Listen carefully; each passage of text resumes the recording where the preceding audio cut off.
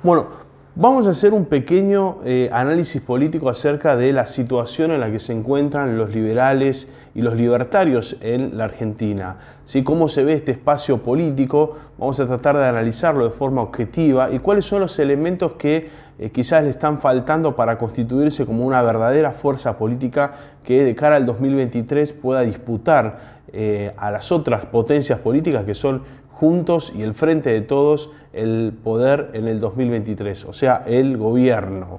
Bien, para empezar me gustaría aclarar que la madre de todas las ideas, de todas las ciencias, es la filosofía, ¿sí? Es el lugar más abstracto donde el hombre desarrolla su pensamiento, sus ideas, donde ha pensado la ciencia, ¿sí? Es la filosofía. Esta filosofía es la que luego va a engendrar ideas, ¿sí? Ideas que han sido pensadas por los filósofos y que se ha instrumentado la filosofía. Y luego estas ideas van a ser organizadas en ideologías. Las ideologías son sistemas, son conjuntos de ideas, ¿sí? Que se fusionan unas con otras en un sistema donde al mismo tiempo no se contradicen, ¿sí? Estas son las ideologías. Y por último, estas ideologías engendran espacios políticos, partidos políticos, movimientos políticos, corrientes políticos, pensamientos políticos. Entonces, para repasar, entendemos que tenemos la filosofía, las ideas, las ideologías y por último la política. Creo que todavía el espacio libertario se encuentra en un estadio de filosofía, ¿sí? Quizás a nivel nacional mucho menos, ¿sí? Aunque todavía quedan sesgos de discusiones filosóficas que nos meten continuamente en problemas, venta de órganos, armas, etcétera. Bueno, lo que ya todos sabemos, entendemos que corresponde al debate filosófico acerca de el libertarismo, ¿sí? Pero creo que tenemos que salir de ese espacio, poner nuestras ideas en orden, poner nuestra ideología y más aún establecer nuestra fuerza política y cuál es la diferencia, ¿no? Entre la filosofía y la política. Bueno, me gusta para explicar esto citarlo rápidamente a Maquiavelo. Maquiavelo dice: mucho se ha discutido acerca de repúblicas imaginarias, de cómo debería ser la política, ¿sí? Y en este sentido, bueno, él estaba hablando acerca de Platón. Platón, cuando escribe La República, escribe todo un sistema de gobierno ideal, qué debería ser los filósofos en una república ideal, qué deberían hacer los guardias, cómo debería ser la educación, cómo deberían ser las diferentes clases sociales, qué lugar debía ocupar el esclavo, ¿sí? Todo una discusión filosófica acerca de cómo debería ser la polis. Entonces Maquiavelo dice, bueno, mucho se ha escrito de esto y es verdad, la tradición de escritura política tenía que ver más en el cómo debe ser que el cómo era. Pero dice Maquiavelo, yo voy a empezar a escribir acerca de cómo son las cosas. Y empieza, digamos, a describir un devenir de miserias que tiene la política hasta el día de hoy incluso, pero empieza a introducir historia, sociología y otros elementos que le van a servir al príncipe, a quien él le estaba escribiendo ese tratado, que le van a empezar a servir para saber cómo conducirse en la política. Es decir, pasó de lo filosófico, ¿sí? a la idea abstracta, a la ética política, a cómo era realmente la política y distaba, pero muchos asesinatos, traiciones, guerras, mantener el poder por el poder. Eso es lo que escribe Maquiavelo y a quien se lo considera uno de los padres de la ciencia política. Entonces creo que el libertarismo quizás se encuentra en esa diferencia, ¿no? Dando todavía algunas discusiones filosóficas cuando la gente está esperando de nosotros acciones políticas, está esperando discusiones políticas. Cuando la gente nos mira, está viendo al futuro presidente, al futuro intendente, al futuro gobernador, a la futura diputada y espera de ellos, ¿sí? Discusiones que tengan que ver con aquellos problemas que atraviesan su vida diaria.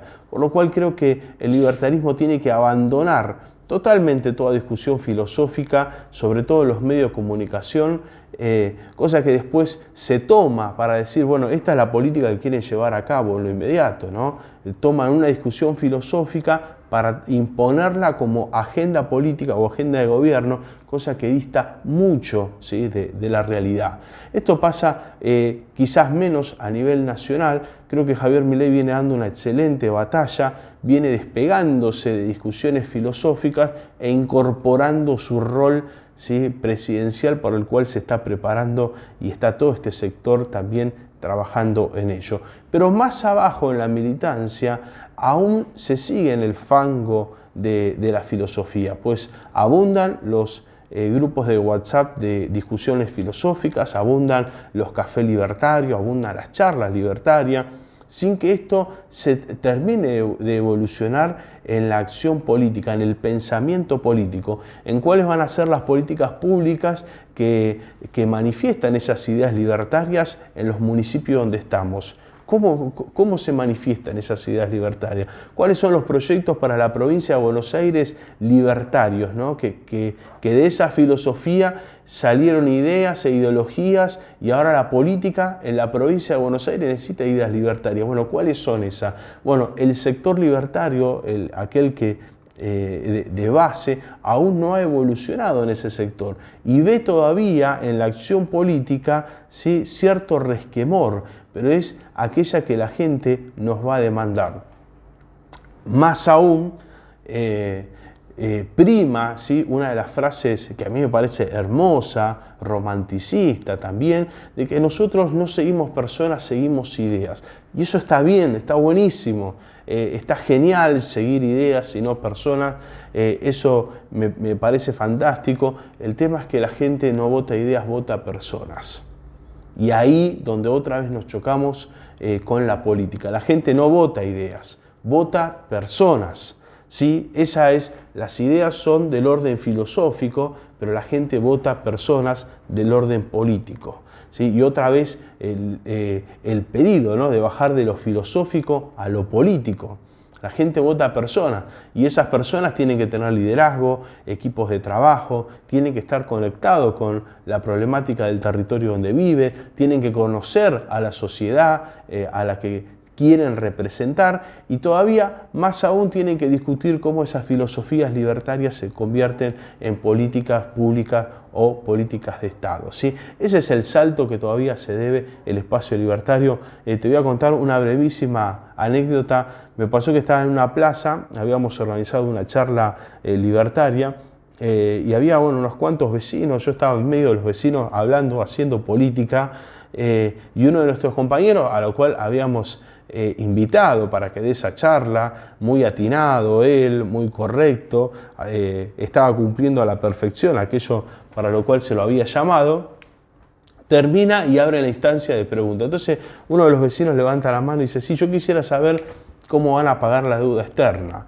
¿Sí? Es una de las preguntas más recurrentes que recibimos quienes estamos en la práctica política. La gente quiere saber ese tipo de cosas bien concretas.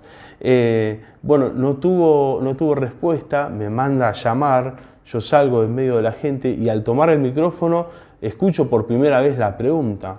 Bueno, me tomé el tiempo para responderle. Es una respuesta que tanto Javier Milei y otros dirigentes libertarios han expresado, ¿sí?, cómo se pagaría la deuda externa. Si quieren en otro momento charlamos de eso, pero esta desconexión, ¿no?, de charlar de filosofía y no de política, ¿sí?, donde descansa el problema de la gente. Así que bueno, creo que este es el desafío que se debe el espacio libertario. Me gustaría reflexionar con vos más seguido acerca de esto. Dejame tu comentario, tus preguntas, si te gustó, si no te gustó, si coincidís. Y hay mucho más para analizar, hay muchos temas más por tratar y los vamos a ir haciendo en las próximas charlas. Un abrazo grande.